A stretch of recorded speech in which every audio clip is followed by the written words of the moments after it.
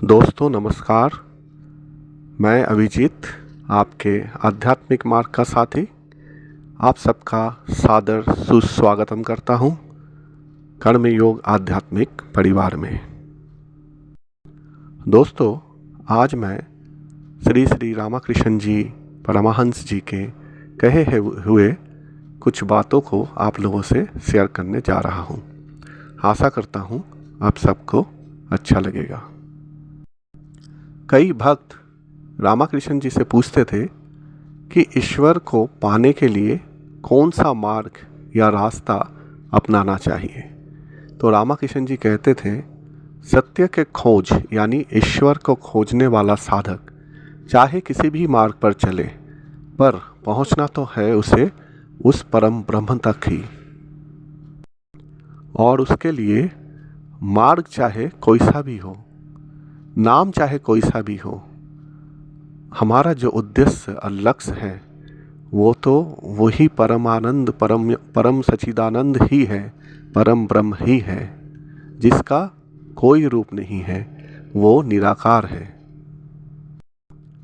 ठीक उसी तरह जैसे कि भिन्न भिन्न नाम वाले नदियाँ जैसे गंगा, जमुना, नर्मदा, कावेरी, ब्रह्मपुत्र, गोदावरी आदि कितनी सारी नामों से हम उन नदियों को जानते हैं, पर अंत में ये नदियाँ कहाँ खो जाती है? सागर में जाके मिल जाती है, वहाँ खो जाती है। और वह उनका उस वक्त कोई अलग अलग नाम नहीं होता है, बस एक ही नाम हो जाता है, सागर। सागर में जाकर क्या तुम एक एक अलग अलग नदियों को पहचान पाओगे? वहाँ तो केवल और केवल तुम्हें जलराशि ही दिखाई देगा, जिसका कोई अंत नहीं, कोई आदि नहीं। ठीक उसी तरह साधक भी अलग अलग मार्ग से होते हुए जब परम सत्य को पा लेता है तो वह कोई अलग अलग मूर्ति वहाँ नहीं देखता है, वहाँ तो उसे बस अनंत ब्रह्म दिखाई देता है, केवल एक ज्योतिर्पिंड जो निराकार है।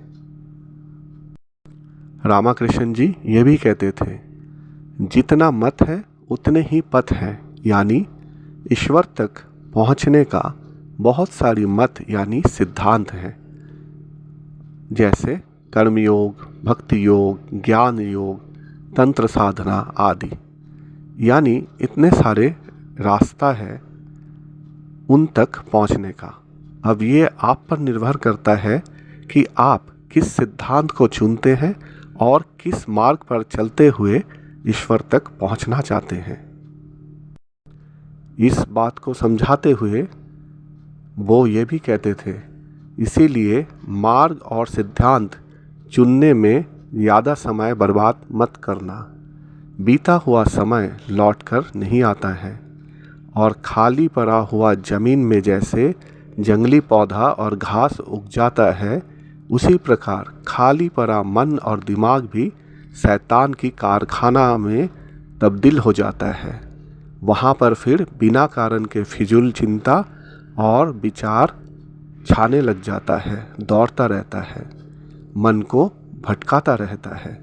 इसीलिए मन को, दिमाग को खाली नहीं छोड़ना है, हमेशा ईश्वर के नाम जपने में व्यस्त रखना है। कुछ लोगों का तो ये भी कहना है कि अभी तो बहुत समय है ये सब ईश्वर सेवा और नाम जपना, ध्यान आदि करने के लिए। जब उम्र ढलने लगेगी और कोई काम नहीं होगा करने के लिए, तब करेंगे भजन कीर्तन। इस बात पर रामकृष्ण जी कहते थे, देखो शरीर दिन प्रतिदिन बूढ़ा होता जा रहा है, यहाँ पल भर का भरोसा नहीं है। जो सांस हमने छोड़ दिया वो सांस दोबारा वापस आएगा या नहीं, इसका भी कोई भरोसा नहीं है। और थके हुए बीमार मन और शरीर से कैसे करोगे जप आदि? क्या तुम्हें बासी सड़ा हुआ फल अगर दूं तो अच्छा लगेगा? नहीं ना। तो ईश्वर को क्यों पसंद आएगा तुम्हारा बीमार बूढ़ा मन और शरीर? इसीलिए जब शरीर मन स्वस्थ है, सतेज है, उसी समय से ईश्वर का मनन जपन करना शुरू कर देना चाहिए।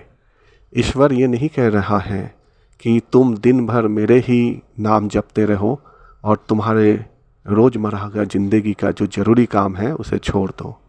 ईश्वर ऐसा एक बार भी नहीं बोल रहे हैं। ईश्वर तो ये कहते हैं कि अपने नित्य कर्म करते हुए दिन में बस एक बार नाम लो, उसी से ईश्वर संतुष्ट है।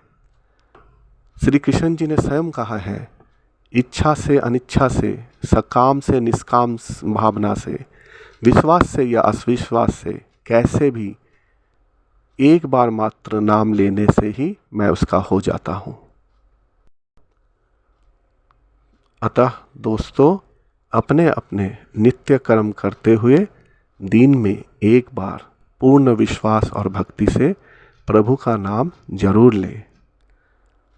आशा करता हूँ आज का रामकृष्ण जी द्वारा बताए गए दिए गए जानकारी आप लोगों को अच्छा लगा होगा।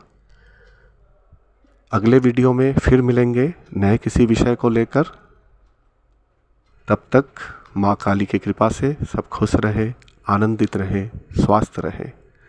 चैनल को सब्सक्राइब, शेयर और लाइक अवश्य करें। धन्यवाद। नमस्कार।